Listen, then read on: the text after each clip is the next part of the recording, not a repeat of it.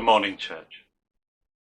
A few weeks ago, I ended up in hospital after contracting this virus whilst at work. Thankfully, due to all of the prayer support and all of the hard work by the staff at the Royal Derby Hospital, I'm home and I'm recovering. I'll spare you some of the gory details, but just so you know that I experienced some horrible hallucinations, really struggled at times, but I missed and narrowly missed going into intensive care by only a small margin. Now, I believe that this was because of the amount of prayer that myself and my family received. The messages were coming in on a daily basis. Started off with a few, soon certainly turned into, well, over hundreds. Really, some days I couldn't read them all because I was so weak and tired and just generally exhausted with all the medications and things that I was receiving. That amount of prayer was very humbling. I later found out that I'd ended up on two national prayer chains across the globe, thanks to a minister who's part of that network that is a friend.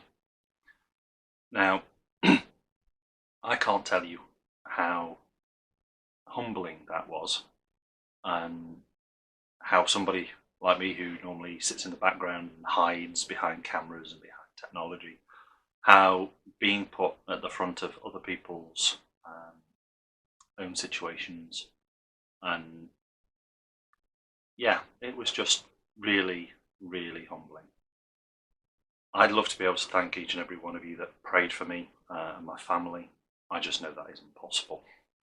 Instead, I would like you to know that we remain now as a family because of that sacrifice and willingness to petition God, and request that He intervened in the situation. There is power in prayer, and I'm home now because, as a testimony to that, it does work. On a side note, but no less important, I want to thank a few people from our church that took the time out to provide us with provisions in the very early stages, both medication and other items. I'm not going to name them by name, but you know who you are, and I just want you to know that we are exceptionally grateful for that amount of support that we received. I know this is a difficult time for all of us. We are isolated, we are disconnected from normal daily life. But I want you to think about this. You are safe. You are with your families. You are spending really diamond class amount of time with the ones that you love, especially if you've got kids. The level of connection that you're going to build, even if it's sometimes frustrating when all they want to do is jump all over you or grab you and want to do colouring every 5 minutes, or get outside into the gardens where possible, and you're probably just as tired actually as I'm feeling these days because it's a different circumstance. I know some of you will probably be struggling with the isolation and not being able to connect with the ones that you would normally do and the ones that you love.